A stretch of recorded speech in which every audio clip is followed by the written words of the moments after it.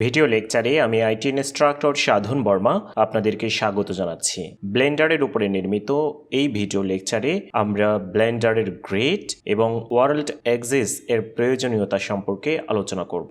Axis একটি 3D মডেলের 3D স্পেসে পজিশন এবং ডিরেকশন নির্ধারণ করে। আমরা ছোটবেলায় গণিতের ক্লাসে গ্রাফে যেভাবে কাজ শিখেছি, এক্সিসের কাজ ঠিক সেরকমই। তো শুরুতে আমরা ব্লেন্ডারের এক্স এক্সিস, ওয়াই এক্সিস এবং জেড এক্সিস সম্পর্কে ধারণা লাভ করব। প্রথমত আমি আমার কিবোর্ডের নামপ্যাড থেকে 1 প্রেস করার মাধ্যমে ফ্রন্ট অর্থোগ্রাফিক ভিউয়ে চলে গেলাম। এখানে খেয়াল করুন যে আমরা একটা রেড কালারের একটা এক্সিস এখানে দেখতে পাচ্ছি। এই যে এক্সিসটা, রেড কালারের এক্সিসটা, এটাকে বলবো এক্স এক্সিস। আর আমরা যে এখানে ব্লু কালারের এক্সিসটা দেখতে পাচ্ছি, এই ব্লু কালারের এক্সিসটা হচ্ছে জেড এক্সিস। আমরা যদি আমাদের কিবোর্ডের নামপ্যাড থেকে 3 প্রেস করি তাহলে দেখব যে এখানে একটা গ্রিন এক্সিস দেখা যাচ্ছে। আমরা এখন রাইট অর্থোগ্রাফিক মোডে আছি। এই যে গ্রিন এক্সিসটা আমরা দেখতে পাচ্ছি, এই গ্রিন এক্সিসটা হচ্ছে ওয়াই এক্সিস। তার মানে আমরা দেখছি যে এখানে 3টি এক্সিস রয়েছে, এক্স এক্সিস, ওয়াই এক্সিস এবং জেড এক্সিস। ওকে, আমি মিডল মাউস চেপে ড্র্যাগ করছি, তাহলে আমাদের ক্লিয়ার ধারণা হলো যে এই যে এই এক্সিসটা হচ্ছে আমাদের ওয়াই এক্সিস আর এটা হচ্ছে এক্স এক্সিস। এবং একদম উল্লম্বভাবে খাড়া উপরের দিকে যে এক্সিসটাই আমরা কল্পনা করছি সেটি হচ্ছে জেড এক্সিস। এবার আমরা আরেকটি বিষয় বুঝবো, সেটি হচ্ছে যে ব্লেন্ডারের ওয়ার্ল্ড অরিজিন বিষয়টি কি। এগেইন 1 প্রেস করে ফ্রন্ট অর্থোগ্রাফিক মোডে চলে গেলাম। আমরা যদি একটু জুম ইন করি সামনের দিকে তাহলে বিষয়টি আরো পরিষ্কার হবে। এখানে খেয়াল করুন একটি পয়েন্ট আমরা দেখছি, বা একটা 3D কার্সারটা ওখানে রয়েছে।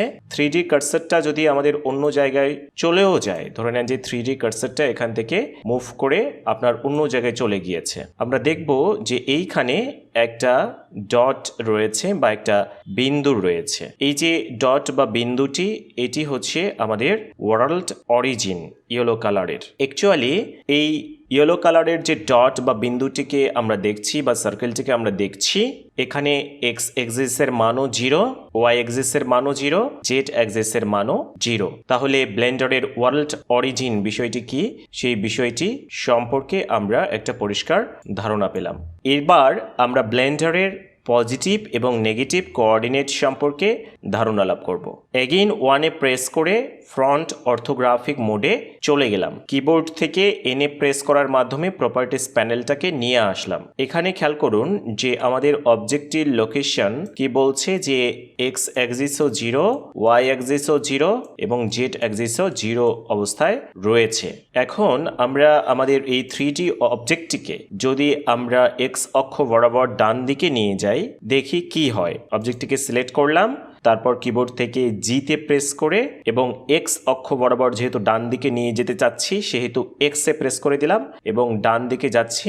আপনি লোকেশনের এক্স এক্সিসের মানে দেখবেন যে একটা পজিটিভ ভ্যালু চলে আসছে। আমরা এখানে খেয়াল করি ওয়াই এবং জেড কোনো পরিবর্তন হয়নি, সেটি 0ই রয়েছে, বাট এক্স অক্ষ বরাবর অবস্থান যেহেতু আমরা ডান দিকে সরিয়ে নিয়ে গিয়েছি সেহেতু আমরা পজিটিভ ভ্যালু এখানে দেখতে পাচ্ছি। একইভাবে আমরা যদি আমাদের এই অবজেক্টটিকে মুভ করে এক্স অক্ষ বরাবর মুভ করে যদি আমরা বাঁ দিকে নিয়ে যাই তাহলে দেখব যে এক্স এক্সিসের মান মাইনাসে আসছে। একইভাবে আমরা যদি আবার এটিকে জেড অক্ষ বরাবর উপরের দিকে নিয়ে যাই, for example G then Z, উপরের দিকে নিয়ে যাচ্ছি, দেখুন জেড আমরা পজিটিভ ভ্যালু পাচ্ছি।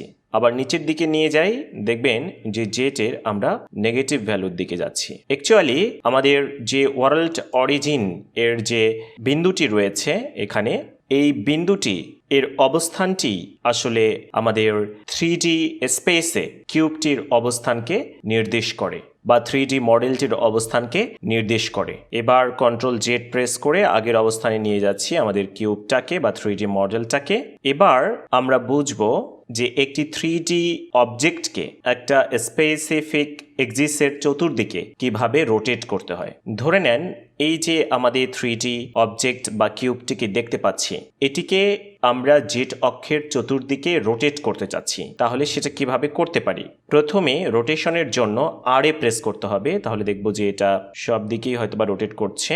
এই অবস্থায় আমরা যদি কিবোর্ড থেকে জেটে প্রেস করি তাহলে দেখব যে এটি শুধুমাত্র জেড অক্ষ বরাবর রোটেট করছে। আবার আমরা যদি এটিকে এক্স অক্ষ বরাবর রোটেট করতে চাই, এক্স অক্ষের চতুর্দিকে যদি রোটেট করতে চাই তাহলে কি করব? আর এ প্রেস করব।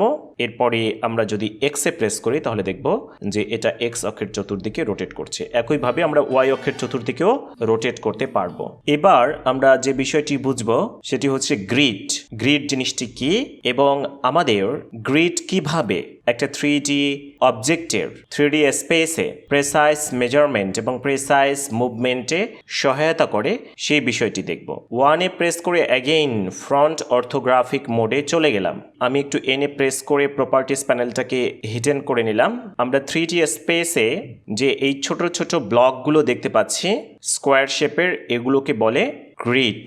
একটু জুম আউট করে নিচ্ছি যাতে করে বড় গ্রিড বা বড় স্কোয়ারের ভিতরে ছোট স্কোয়ারগুলো দেখা না যায়। ওকে, দেখুন ছোট ছোট স্কোয়ারগুলো বোঝা যাচ্ছে না। এখন আমি একটু এনে প্রেস করে প্রপার্টিস প্যানেলটাকে সামনে এনে রাখি, বিশেষ কারণে আপনারা জাস্ট এখানে নজর দেবেন যে এখানে কি হচ্ছে। ওকে, আমি এক্স অক্ষ বরাবর ধরে নেন 2 মিটার ডানে সরিয়ে নিয়ে যেতে চাই কিউবটাকে। জিতে প্রেস করলাম, দেন এক্সে প্রেস করলাম, তারপর কন্ট্রোল কি চেপে ধরে ডান দিকে নিয়ে যাচ্ছি। এরপরে এখানে ক্লিক করে দিলাম। কি হলো আসলে? আমরা কন্ট্রোল চেপে ধরার মাধ্যমে স্ন্যাপিং যে সিচুয়েশনটা সেটাকে অ্যাক্টিভ করে আমরা ঠিক 2 মিটার ডান দিকে সরে গিয়েছি। তার মানে এই অবস্থায় একটি স্কোয়ার এর লেন্থ, গ্রিডের একটি স্কোয়ারের লেন্থ সমান 1 মিটার এবং আমাদের এখানে যেটা ওয়ার্ল্ড অরিজিন এর যেটা বিন্দুটা দেখতে পাচ্ছি এটা ঠিক ডান দিকে 2 মিটার সরে গিয়েছে। অ্যাকচুয়ালি ওয়ার্ল্ড অরিজিন এই জায়গাটা, ওয়ার্ল্ড অরিজিনে আমাদের যেটা 3D মডেল সেই ওয়ার্ল্ড অরিজিন থেকেই বাই ডিফল্ট উৎপত্তি লাভ করে। ওকে, যাই হোক, আমরা এই বিন্দুটাকে দেখছি যে ঠিক 2 মিটার ডান দিকে সরে গিয়েছে। একইভাবে আমরা জিতে প্রেস করলাম। এরপরে ধরে নেন আমরা এটা জেড অক্ষ বরাবর নিয়ে যেতে চাই, কন্ট্রোল চেপে ধরে উপরের দিকে নিয়ে যাচ্ছি।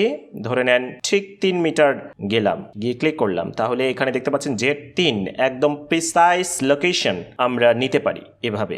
আচ্ছা, কন্ট্রোল জেড করে আগের অবস্থায় ফিরে আসতে পারি। এবার আরেকটু জুম ইন করছি। জুম ইন করে এখানে আমরা দেখলাম বা দেখছি যে একটা 1 মিটারের ব্লক, স্কোয়ার ব্লক 10 ভাগে বিভক্ত হয়ে গিয়েছে।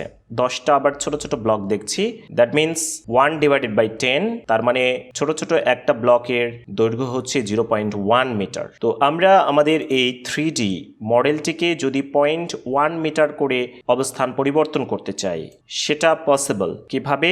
আমরা যদি জিতে প্রেস করি, এরপরে ধরে নেন এক্স অক্ষ বরাবর নিয়ে যেতে যাচ্ছি, কন্ট্রোল প্রেস করে যদি ডান দিকে একটু সরিয়ে নিয়ে যাওয়ার চেষ্টা করি, দেখুন যে আমাদের 0.1 মিটার করে স্ন্যাপ হচ্ছে এবং আমি ঠিক 0.4 মিটার ডান দিকে নিয়ে গেলাম আমার যেটা 3D মডেল।